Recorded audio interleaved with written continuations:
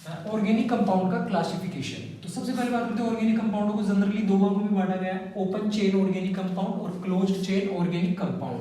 Open chain organic compounds के अंदर क्या होता है, फर्स्ट कार्बन और लास्ट कार्बन आपस में डायरेक्टली अटैच नहीं होते हैं, इनडायरेक्टली अटैच होते हैं। इसका मतलब ये क्या, चेन एक ओपन चेन बन रही है, सीधी श्रृंखला बन रही है, इसीलिए इसको ओपन चेन ऑर्गेनिक कंपाउंड्स कहते हैं। ओपन चेन ऑर्गेनिक कंपाउंड्स को दो भागों में बांट रखा है, saturated open chain organic compound और unsaturated open chain organic compound. Saturated का मतलब होता है कि जो कार्बन कार्बन होता है उसके बीच में ओनली सिंगल बॉन्ड पाया जाता है, तो उसको बोलते हैं सेचुरेटेड ऑर्गेनिक कंपाउंड। क्यों? क्योंकि इसकी जो वैलेंसी है वो कंप्लीटली सेचुरेटेड हो रही है हाइड्रोजन से। प्रत्येक जो हाइड्रोजन है उसके चारों तरफ हाइड्रोजन लग रहा है, 3 हाइड्रोजन इधर 3 हाइड्रोजन, और इसकी वैलेंसी कंप्लीट है। और इसे ही अपन नाम देते हैं एल्केन। क्या नाम देते हैं? एल्केन। और इसका जो जनरल फॉर्मूला होता है वो होता है CnH2n+2। फिर आता है अपने पास में अनसेचुरेटेड ऑर्गेनिक कंपाउंड्स। ठीक है, अनसेचुरेटेड जो ऑर्गेनिक कंपाउंड होते हैं ये दो टाइप्स के होते हैं, जैसे जिनमें कार्बन कार्बन के बीच में डबल बॉन्ड पाया जाता है और जिनमें कार्बन कार्बन के बीच में ट्रिपल बॉन्ड पाया जाता है। तो कार्बन कार्बन के बीच में डबल बॉन्ड पाया जाता है उसे नाम देते हैं अपना एल्कीन। और इसका जो जनरल फॉर्मूला होता है वो CnH2n। क्यों? क्योंकि इसकी तुलना में इसमें 2 हाइड्रोजन कम हो गए, इसीलिए यहाँ पे आएगा CnH2n। फिर बात करते हैं अपना एल्काइन। एल्काइन के अंदर जो कार्बन कार्बन के बीच में बॉन्ड होते हैं वो ट्रिपल बॉन्ड होते हैं, और इसका जो जनरल फॉर्मूला आता है वो आता है CnH2n-2। -2 क्यों आया? क्योंकि यहाँ पे दो जो हाइड्रोजन थे 4 थे, यहाँ पे 2 हाइड्रोजन और कम हो गए, तो इसका मतलब इस फॉर्मूले से और -2 हो जाएगा। इसमें +2 होता है, इसमें 2 कम होते हैं, और इसमें और 2 कम होते हैं तो -2 लग जाता है। तो इसका मतलब यहाँ पे अपने पास बन गया एल्केन, एल्कीन और एल्काइन। ठीक है, ऐसे ही आता है closed chain organic compound. Close chain organic compound की जो डेफिनेशन होती है बच्चों वो होती है कि इसमें फर्स्ट कार्बन और जो लास्ट कार्बन आपस में डायरेक्टली अटैच होते हैं। देख लो यहाँ से 1 2 3 4 5 6, मतलब फर्स्ट नंबर का और छठे नंबर का कार्बन आपस में जुड़ा हुआ है।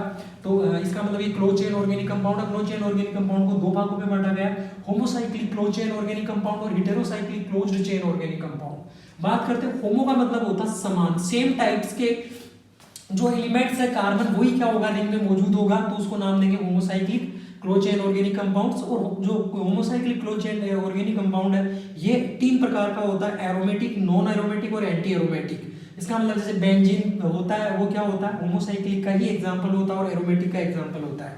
ठीक है, इसके बारे में अपन बात करते हैं heterocyclic close chain organic compound. Hetero का मतलब होता है डिफरेंट टाइप्स के एलिमेंट्स या विषम प्रकार के परमाणु। इसका मतलब कार्बन के अलावा अदर एलिमेंट्स जैसे सल्फर आ सकता है, फास्फोरस आ सकता है, नाइट्रोजन आ सकता है, ऑक्सीजन आ सकता है। ठीक है, तो इस प्रकार के जो कंपाउंड्स होंगे उनको नाम देंगे अपन heterocyclic close chain organic compound. इसका बेस्ट एग्जांपल होता है pyridine। ठीक है, तो pyridine के अंदर देखो नाइट्रोजन आ रहा है, यहाँ पे कार्बन कार्बन है, तो कार्बन के अलावा अदर एलिमेंट्स कौन आ रहा है, नाइट्रोजन, इसीलिए इसको नाम देते हैं अपना heterocyclic close chain organic compound. और ये भी 3 टाइप्स का होता है बच्चों, एरोमेटिक, नॉन एरोमेटिक और एंटी एरोमेटिक। इसका मतलब आप ऑर्गेनिक केमिस्ट्री में और इन्हीं के बारे में पढ़ोगे, या तो आप एल्केन पढ़ोगे, एल्कीन पढ़ोगे, या एल्काइन पढ़ोगे, या फिर इन्हीं के साथ कोई एटम्स लगा देता है, जैसे जो नॉन मेटल्स होती है जैसे हेलोजन्स, तो halo alkane, hello alkene, hello alkynes बन जाती है। वैसे इसी के अंदर भी अपने हेलोजन लगा के इनको भी कई भागों में डिवाइड कर सकते हैं। तो जहां भी केमिस्ट्री में पढ़ोगे ये सारी चीजें ही केमिस्ट्री के इर्द गिर्द घूमेगी। तो सबसे पहले जो ऑर्गेनिक कंपाउंड्स होते हैं, एक अकेला कार्बन एलिमेंट्स इतने सारे ऑर्गेनिक कंपाउंड्स बनाते हैं जो पीरियोडिक टेबल में बाकी बच गए 117 एलिमेंट नहीं बना पाते हैं।